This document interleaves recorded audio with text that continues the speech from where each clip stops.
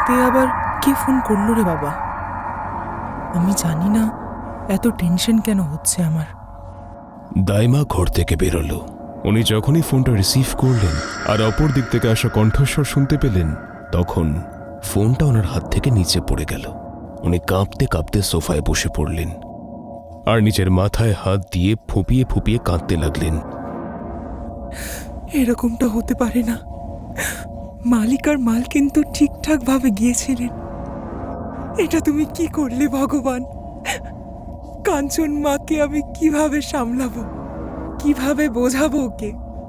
পাহাড় থেকে ওদের দুজনের গাড়ি স্লিপ হয়ে গিয়েছিল আর তার জন্য ওদের দুজনেরই মৃত্যু হয়েছিল। এই খবরটা দাইমা কাঞ্চনকে কি করে শোনাতো? দাইমার কান্নার আওয়াজ শুনে কাঞ্চন চোখ মুছতে মুছতে বাইরে এসে দাঁড়ালো আর দাইমার কাছে এসে বলল, কি হলো দিদা, তুমি কাঁদছো কেন? বলো না কি হয়েছে। কাঞ্চনকে এসব কিছু বলার সময় দাইমার কথা আটকে আসছিল। উনি কাঞ্চনকে নিজের বুকে জড়িয়ে ধরলেন। হঠাৎ করে কাঞ্চনকে বলাটা একেবারেই সম্ভব ছিল না। সেই জন্য যখন ওর মা বাবার বডি বাড়িতে নিয়ে আসা হলো, তখন কাঞ্চন জানতে পারল যে ওর বাবা মা আর এই পৃথিবীতে নেই। ও কাঁদতে কাঁদতে দাইমাকে জড়িয়ে ধরল আর তখনই পেছন থেকে একজন মহিলা ওর মাথার উপর হাত রাখল।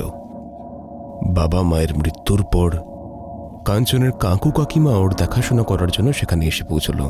কিছু দিন পার হওয়ার পর কাঞ্চনের প্রতি ওদের ব্যবহারে কিছু পরিবর্তন আসতে শুরু করলো। যথেষ্ট হয়েছে। ওকে খাবার খাওয়ানোর জন্য আমি কি সারাক্ষণ ওর পিছনে পিছনে ঘুরবো? সকাল থেকে রাত হয়ে গেল, আরে একটা দানাও নিজের মুখে তুলল না। লোক কি বলবে? কাকিমা বলে ওর কোনো খেয়াল রাখছে না। তোমরা কিছু বলতে পারো না ওকে? আমার মাথায় যেন একটা বোঝা হয়ে গেছে। পারুল, তুই বসে খাবারটা খেয়ে নে। ও মরুক গে, আমার আর ওকে সহ্য হচ্ছে না। আপনি চিন্তা করবেন না দিদি, আমি কাঞ্চন মাকে খাবার খাইয়ে দেব। আপনি পারুল মাকে খাবারটা খাইয়ে দিন বরং। মনিকা নিজের মেয়েকে তো সাংঘাতিক ভালোবাসত, কিন্তু প্রায়শই কাঞ্চনের সঙ্গে খুব খারাপ ব্যবহার করত। ধীরে ধীরে যেন এমন হলো যে ও কাঞ্চনকে নিজের দু চোখে সহ্য করতে পারত না। আমি তো বলছি এই কাঞ্চনের একটা ব্যবস্থা করতে হবে। ও মরে গেলে ওর সমস্ত সম্পত্তি আমাদের নামে হয়ে যাবে। কিন্তু মেরে কি করে ফেলবো আমরা একে? ওকে মেরে ফেললে তো সবাই আমাদের নিয়ে সন্দেহ করবে। প্রপার্টি ওর থেকে আমি নিয়েই ছাড়বো। এমন কিছু একটা করব যাতে সাপও মরে কিন্তু লাঠি না ভাঙে। মনিকা কাঞ্চনের গায়ে হাত তুলতে শুরু করলো, আর এই জন্যই দাইমা কাঞ্চনকে নিজের থেকে দূরে রাখত না। আমি বুঝতে পারছি মালিক আর মালকিন চলে যাবার পরে আপনারা দুজনেই ওর বাবার মার মতন। ওর উপর আপনাদের অধিকার আছে। ছোট মুখ বড় কথা, কিন্তু আপনি যদি ওকে ভালো না বাসতে পারেন তাহলে ওর সমস্ত দায়িত্ব আমি নিলাম। আজ থেকেও আমার সঙ্গে ঘুমোবে। তুমি বলতে চাইছো যে তার মানে আজ থেকে ওর ঘরে ওর সঙ্গে তুমি ঘুমোবে? ভালোভাবে তোমার চালাকি আমি বুঝতে পারছি। রাত্রেবেলা করে এখানেই থাকবে, তারপর চুরি করে পালিয়ে যাবে, তাই না? বন্ধ করো এই নাটক। কি কি বলছেন আপনি এটা? আমি এই ঘরে 9 বছর ধরে কাজ করছি। কাঞ্চন মাকে আমি নিজের থেকেও বেশি ভালোবাসি, আর ওর উপর হওয়াই অত্যাচার আমি দেখতে পারি না। দেখতে যদি নাই পারো তাহলে ওকে তোমার বাড়িতে নিয়ে যাও। চোর কোথাকারে, কি অসভ্য তুমি! কিন্তু রাতে তোমায় এখানে থাকতে দেব না, একদমই দেব না। তোমার মতন এরকম অকৃতজ্ঞ লোকের ওপর আমার একদমই ভরসা নেই, বুঝলে? অকৃতজ্ঞ কোথাকার, বেরিয়ে যাও এখান থেকে। কাঞ্চনও এখন আর ওর কাকু কাকিমার সঙ্গে থাকতে চাইছিল না। ওর কাকাতো বোন পারুলও ওর সঙ্গে ভালো ব্যবহার করত না। কাঞ্চন একা নিজের ঘরে বসে থাকত। মনিকা ওকে পারুলের সঙ্গে খেলতে অবধি দিত না। কাঞ্চনেরও সেখানে দম আটকে আসছিল। কাঞ্চনের বাড়ির পাশেই কাঞ্চনের বাবা মা দাইমাকে থাকার জন্য একটা ছোট ঘর বানিয়ে দিয়েছিল। রাতে কাঞ্চন দাইমার সঙ্গে তার ঘরেই ঘুমোতে যেত। কাঞ্চন যখন প্রথমবার দাইমার ঘরে এলো, ও যেন একটা অদ্ভুত কিছু অনুভব করল। দিদা, তোমার ঘর থেকে ওই অদ্ভুত গন্ধটা কোথা থেকে আসছে জানো কিছু? কোনো খাবারের জিনিস পচে গেছে? দাঁড়া তো, দেখতে দে আমায়। দাইমা রান্নাঘরে গিয়ে জিনিসপত্র নেড়েচেড়ে দেখতে লাগলো, কিন্তু উনি সেখানে কিছুই পেলেন না। আর তখনই ওনার চোখ খাটের নিচে গেল, যেখানে একটা লাল রঙের পুটুলি রাখা ছিল। সেটা দেখে উনি ঘাবড়ে গিয়ে দৌড়ে চলে এলেন আর পুটুলিটা নিয়ে বাইরে চলে গেলেন। উনি বাইরে থেকে ঘরের দরজা বন্ধ করে দিলেন, আর কিছুটা দূরে গিয়ে একটা জায়গায় গর্ত করে উনি সেই পুটুলিটাকে সেই মাটিতেই পুঁতে দিলেন। যাক বাবা, এই পুটলিটাকে কাঞ্চনমা দেখেনি, নাহলে অনেক বড় অনর্থ হয়ে যেত। আমি এত বড় ভুল কি করে করলাম? এই পুটলিটা ঘরের ভেতর এলো কি করে? আর আজকে তো অমাবস্যা রাত, কোনো অনর্থ না ঘটে যায়। দাইমা খুবই ভয়ে ছিলেন। সেই পুটুলিটাকে মাটিতে পুঁতে দেওয়ার পর উনি ওখান থেকে সোজা খড়ের জন্য রওনা দিলেন। আর ঠিক তখনই পেছন থেকে ওনার কানে একটা আওয়াজ ভেসে এলো, দাঁড়া, আমায় তোর সঙ্গে নিয়ে চল। সেই আওয়াজটা শুনে ওনার কপালে বিন্দু বিন্দু ঘাম জমতে লাগলো। উনি ওনার হাঁটার গতি বাড়ালেন আর তাড়াতাড়ি খড়ের দিকে রওনা দিলেন। ওনার কানের মধ্যে বারবার পেছন থেকে সেই আওয়াজ আসছিল। উনি দৌড়ে ঘরে ঢুকলেন আর কোনো রকমে সেই দরজাটাকে ভেতর থেকে বন্ধ করলেন। উনি হাঁপাচ্ছিলেন, ওনার সারা শরীর ঘামে ভিজে গেছিল। তোমার কি হয়েছে দিদা? তোমাকে এরকম দেখাচ্ছে কেন? আর তুমি হঠাৎই বা এত ঘামছো কেন? কিছু না, ভিতরে কি ঘুমিয়ে পড়ো, আর এখানে আসবে না। কিন্তু কি হয়েছে দিদা? এটা শুনে দাইমার কিছু বলার আগেই দরজার উপর যেন কেউ আঘাত করল। দরজার ওপর সেই খটখট শব্দ ধীরে ধীরে বেড়ে চলেছিল। দাইমার চোখে মুখে অদ্ভুত রকমের ভয় ফুটেছিল। উনি দরজার থেকে দূরে সরে গিয়ে খাটে গিয়ে বসলেন। দিদা, কেউ মনে হয় দরজা ঠকঠক করছে। তুমি দরজাটা কেন খুলছো না দিদা? আমি কি দরজাটা খুলে দেব? আমি তো তোমায় বললাম তুমি ভিতরে যাও। তুমি এখনো এখানে কি করছো? ভিতরে যাও, আর যতক্ষণ না আমি বলবো ততক্ষণ তুমি বাইরে আসবে না। কিন্তু দিদা, বললাম তো যাও। দাইমা কাঞ্চনকে ঘরে পাঠিয়ে দিলেন। তারপর উনি যখন ভেতরে গিয়ে দেখলেন, ততক্ষণে কাঞ্চন ঘুমিয়ে পড়েছিল।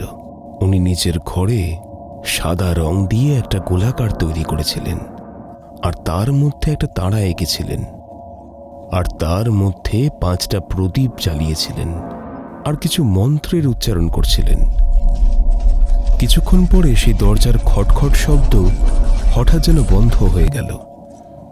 কিছুক্ষণ পরে দাইমা নিজের মন্ত্রের উচ্চারণ বন্ধ করে দিলেন আর ঘরের দরজার ভেতর দিকে রক্ত দিয়ে একটা চিহ্ন এঁকে দিলেন।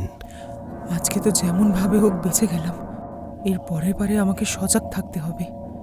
আমি তো এর মধ্যে ক্রমাগত ফেসেই চলেছি। যদি আমি এগুলো কোনোদিন শুরুই না করতাম। কাঞ্চন পাশের ঘরের দরজা দিয়ে লুকিয়ে এইসব দেখছিল, কিন্তু ও বুঝতে পারছিল না যে দাইমা এসব কেন করলেন আর কার সঙ্গেই বা কথা বলছিলেন। কিন্তু ধীরে ধীরে কাঞ্চন যখন বড় হলো, তখন ও সব বুঝতে পারছিল। আজ কাঞ্চন 18 বছরের হয়ে গেছে। ঘরে দাইমা ওর জন্য কেক বানিয়েছিলেন। কেউই ওর জন্মদিনের উৎসবের জন্য খুশি ছিল না। আজকে তো অন্তত কাঞ্চন মায়ের জন্য একটু হাসো। মা আমাদের 18 বছরের হয়ে গেছেন। মালিক আর মালকিন যদি বেঁচে থাকতেন তাহলে ওরা অনেক খুশি হতেন আজকে। হ্যাঁ, বেঁচে থাকলেই তো খুশি হতেন, কিন্তু বেঁচে তো নেই না ওরা। নিজেরা তো মরে গেলেন, কিন্তু ওনারা আমাদের মাথায় বোঝা চাপিয়ে দিয়ে দায়মুক্ত হয়েছেন। আজকে এর জন্য শুধুমাত্র আমাদের সবকিছু ছেড়ে এখানে এসে থাকতে হচ্ছে। থাক দিদা, আর কোনো জন্মদিন পালন হবে না। এই বাড়ির মধ্যে আর একটা মুহূর্ত থাকলে আমার দম বন্ধ হয়ে আসবে। যদি তোমরা আমার সঙ্গে থাকতে না চাও তাহলে থেকো না, এটা তোমাদের সিদ্ধান্ত। এমনিতেও আজ অব্দি কখনো কোনো খেয়াল রাখোনি তোমরা আমার। আমি নিজের বাড়িতে দিদার সঙ্গে একা থাকতে পারবো, কোনো সমস্যা হবে না আমার। তোমরা যদি যেতে চাও তাহলে যেতে পারো। দেখেছো একবার কেমন মুখে মুখে তর্ক করছে ও আমাদের সঙ্গে? ছোটবেলা থেকে আমরা তোর এত খেয়াল রাখলাম, আর এখন যখন বড় হয়ে গেছিস তখন আমাদেরই এখান থেকে চলে যেতে বলছিস? অকৃতজ্ঞ মেয়ে কোথাকার! তোর লজ্জা করছে না এই ধরনের কথা বলতে? এদের মতন লোকেদের কোনো লজ্জা থাকে না। চলো গো, নিজের ঘরে চলো। অনেক হয়েছে ওর জন্মদিন। কাঞ্চনও কাঁদতে কাঁদতে ওর ঘরে ঢুকে গেল, আর ওর কাকু কাকিমা নিজের মেয়ে পারুলের ঘরে গেল। আজকে তো 18 বছরের পড়ল। এবার এই প্রপার্টি তাড়াতাড়ি নিজের নামে করে নাও। ও 10 বছর ধরে এখানে আছে, আমাদের অন্ন ধ্বংস করছে। আমি আর এসব করতে পারছি না। পারুলের চোখে হিংসা আর রাগ খুব প্রবল ছিল।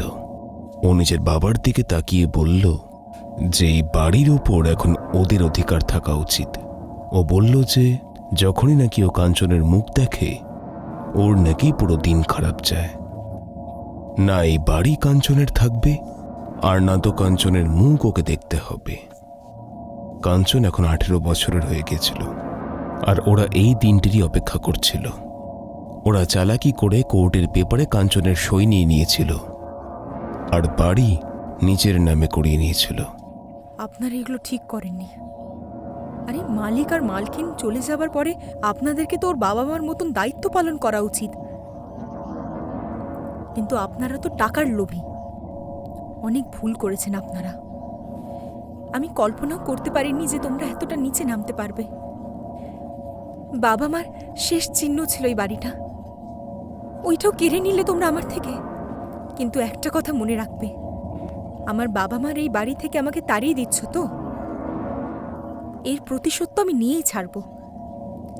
আমার অধিকার এইভাবে কেউ কেড়ে নিতে পারবে না। এক্ষুনি এখান থেকে বেরিয়ে যা। বদমাইশ, তোর এই বাড়িতে এক মুহূর্ত থাকারও কোনো অধিকার নেই। বেরিয়ে যা এখান থেকে। এই বাড়ি, এই প্রপার্টি সব কিছু আমাদের। তোর এই মুখ এক মুহূর্ত সহ্য করতে পারছি না আমি। চোখের সামনে থেকে তুই দূর হয়ে যা। বেরিয়ে যা, বেরিয়ে যা এখান থেকে। আর ভুল করেও যদি কখনো এই মুখ হোস, তাহলে সারা জীবন জেলে পৌঁছে মরবি। বেরিয়ে যা এখান থেকে এক্ষুনি। কাঞ্চন কাঁদতে কাঁদতে ধাইমার সঙ্গে ওনার ঘরে এলো, কিন্তু ওরা তো ধাইমার ঘরটাও নিজের নামে করে নিয়েছিল, তাই বাধ্য হয়ে ওদের ভাড়া বাড়িতে গিয়ে থাকতে হলো। দিদা, ওরা আমার কাছ থেকে আমার সমস্ত কিছু কেড়ে নিল। বাবা মা যে ঘরটা তোমায় দিয়েছিল, সেই ঘরটাও তো কেড়ে নিল। আমার ইচ্ছে করছে ওদেরকে প্রাণে মেরে ফেলি। আর আমি জানি এটা তুমি করতে পারো। কি বলতে চাও তুমি কাঞ্চন? আমি জানি কালা জাদু, তন্ত্রমন্ত্র, এই সমস্ত কিছু তুমি জানো। তাহলে এর ব্যবহার ওদের বিরুদ্ধে কেন করছো না? তোমার মনে হচ্ছে না ওদের পাপের শাস্তি ওদের পাওয়া উচিত? এটা তুমি কি বলছো কাঞ্চন? আমি তো কিছুই বুঝতে পারছি না। আর এই কালা জাদু, তন্ত্রমন্ত্র, এইগুলো খুব বাজে জিনিস। যদি একবার এর মধ্যে ভেসে যাও, তাহলে আর কখনো বেরোতে পারবে না। এইগুলো নিয়ে তুমি ভেবো না। তুমি কোনো উকিলের সঙ্গে কথা বলো, উনি নিশ্চয়ই কোনো সাহায্য করতে পারবেন। আমি অনেক উকিলের সঙ্গে কথা বলেছি দিদা, কিন্তু কেউ আমাদের সাহায্য করতে চাইছে না। আর যদি ওনারাই সৎ পথে না চলেন, তাহলে আমরা কেন সৎ পথে চলতে যাব? কোনো উত্তর আছে তোমার কাছে? আমি জানি তুমি তন্ত্রবিদ্যা জানো। 10 বছর ধরে প্রত্যেকটা রাত আমি তোমাকে এগুলো করতে দেখেছি। ভূত প্রেতদের দরজায় এসে ডাকাডাকি করতেও শুনেছি। যখন তুমি আমার সাহায্য করতে পারবে, তাহলে বারণ কেন করছো? আমার এই অবস্থা দেখে তোমার একটু দয়া হচ্ছে না? দিদা, তুমি কি সত্যি আমার ভালো চাও না? এমনটা না আমার মা, আমি তোমার ভালো চাই। এই জন্য তোমায় এই কাদার মধ্যে ফেলতে চাই না। কালা জাদু, তন্ত্রবিদ্যা, এগুলো এমন একটা কাদার পাঁক যে এর মধ্যে একবার ভেসে যাবে, এখান থেকে আর বেরোতে পারবে না। আমি বিগত 10 বছর ধরে যা করে আসছি, ওইগুলো আমাকে বাধ্য হয়ে করতে হচ্ছে। আফসোস হয় আমার এর জন্য। আমি মাঝে মাঝে ভাবি কেনই বা এগুলো শুরু করেছিলাম। আর একবার যদি শুরু করি, তাহলে আর কোনোদিন থামাতে পারবো না। তুমি এগুলো থেকে দূরে থাকো মা। ধাইমা কাঞ্চনের সাহায্য করতে অস্বীকার করলেন, কিন্তু কাঞ্চনের কাছ থেকে তোর সবকিছু কেড়ে নেওয়া হয়েছিল। ও কি করেই বা শান্ত থাকতে পারত? এক রাতে ধাইমা যখন গভীর ঘুমে আচ্ছন্ন, তখন কাঞ্চন ওনার সিন্দুক খুলল। তার মধ্যে একটা কালো রঙের পুটুলি ছিল। ও সেটা নিয়ে নিজের ঘরে চলে গেল। তুমি হয়তো আমাকে সাহায্য করবে না দিদা। এত বছর ধরে তোমায় দেখে দেখে আমি সমস্ত কিছু শিখে ফেলেছি। তুমি তন্ত্রমন্ত্র কিভাবে করো সবটাই আমি জেনে ফেলেছি। এই ফলটা আমার জন্য যাই হোক না কেন, কিন্তু আমার উপর হওয়া অত্যাচারের প্রতিশোধ তো আমি নিয়েই ছাড়ব। কেউ আমাকে আটকাতে পারবে না। কাঞ্চনের হাতে চলে এসেছিল সেই কালো পুটুলি, যেটাকে ধাইমা বহু বছর ধরে লুকিয়ে রেখেছিলেন। তাতে কি আছে, যার কারণে ধাইমা বারণ করতেন, আটকাতেন। আর এখন কাঞ্চনের রাগ, ওর মধ্যে প্রতিশোধের আগুন, এই সব কিছু করতে চলেছে, যেখান থেকে কেউ ফিরে আসতে পারে না। ধাইমা কি আবার নিজের এই কালো জাদু শুরু করতে বাধ্য হবেন, নাকি কাঞ্চন নিজে এই অন্ধকার জগতে রানী হবে? আর সব থেকে বড় প্রশ্ন, কাঞ্চনের প্রথম শিকার কে হবে? কাকিমা মনিকা নাকি অন্য কেউ, যার সত্যিটা এখনো অবধি কেউ জানে না।